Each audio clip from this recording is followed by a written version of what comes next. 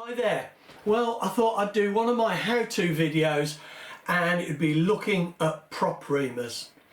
Now if you fly planes, radio controlled planes or free flight planes, at some point you're going to want to change the diameter of the hole in the middle of a prop to fit the shaft that you've either got on your electric motor or on your IC engine. Now I mean, you can do this in lots of different ways, and I know people put them on drill presses and drill them out. People use reamers. I mean, I personally really like the concept of a reamer.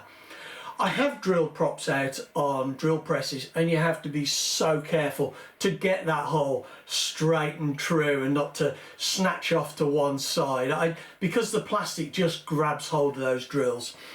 So I much prefer a prop reamer, and I've got a selection of different prop reamers here. But you know, like I say, I like the idea of prop reamers, particularly these stepped ones where they actually line up the hole ready for the next hole. It just works really well, and you keep a nice central hole that you're making.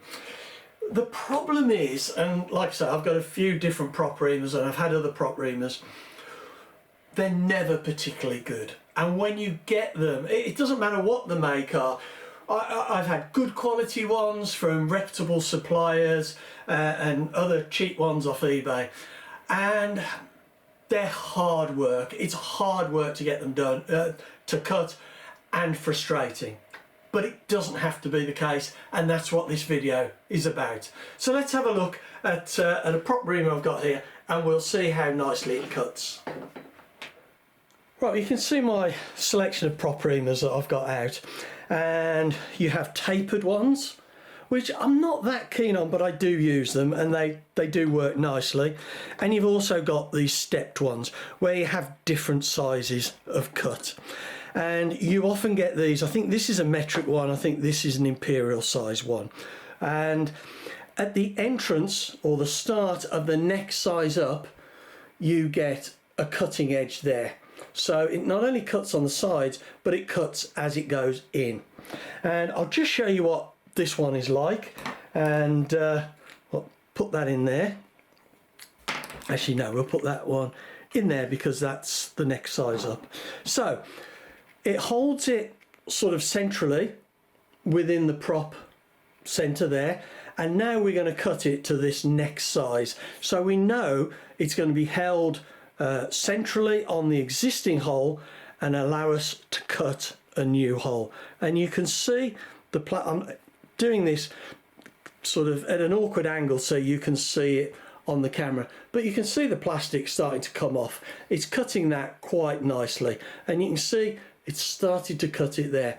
It's it's difficult doing this without getting my hands in the way, but essentially we can just cut in and we can see the plastic starting to fall out because it's cutting well. And the same with a tapered one like this. If we want, we can put that in there, and we can cut that, but that isn't held centrally, so it's easy to go off center. And you can see all the plastic here on the bench that I've just cut from doing this. Now the reason that these cut so well is because I sharpen them. I've sharpened every one. This one I haven't. It's one I just got off eBay, and I got it because it's got a hex I can put in the drill. But it's as blunt as anything. It's not very good at all. So what we're going to do is just give it a little bit of a sharpen. Right, we've got the reamer in the vise, and we've got one of the cutting edges uppermost. And all I'm going to do is put my file on it and just reduce this back edge here. And I'm going to do it at an angle until we just meet the cutting edge. And you can see, if you look at it from the top, you can see how the light changes when you just come up to the cutting edge, and you can feel a sharp edge suddenly go on it. We don't want to file this cutting edge at all, so we don't want to file it flat like that. because it rotates this way. This is the cutting edge on this side, so we just want to take off that back edge. So we're just going to file that like that. I've now put a really nice cutting edge on all sides of this, and we'll try this in just a minute. First things first though, I will just show you this stepped reamer. Now we can sharpen a step reamer in exactly the same way on the main cutting faces, but at the transition from one cutting size to the next, we have these cutting faces here. You can see, if I just angle that round a little bit, hopefully that's better. You can see there's an angle cutting edge there, and what we need to do is just use a needle file and just to sharpen those back at an angle like that, and that will allow it to cut as it goes into the prop. We don't want to use a big file, because if we put a big file on it, we're going to dull the edge that we've just sharpened. But like a triangular needle file like this is ideal just to get in there and put on those cutting edges like that.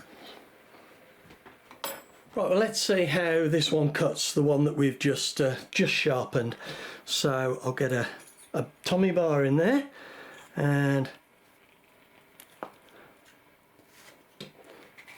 oh, that is cutting really, really well. I mean, if I take that out now, you can see all the plastic that it's just cut. So that is a lot sharper than it was. Really good. I mean, like I say, I prefer the stepped ones to the tapered ones, but sometimes I do use the tapered ones for certain rolls.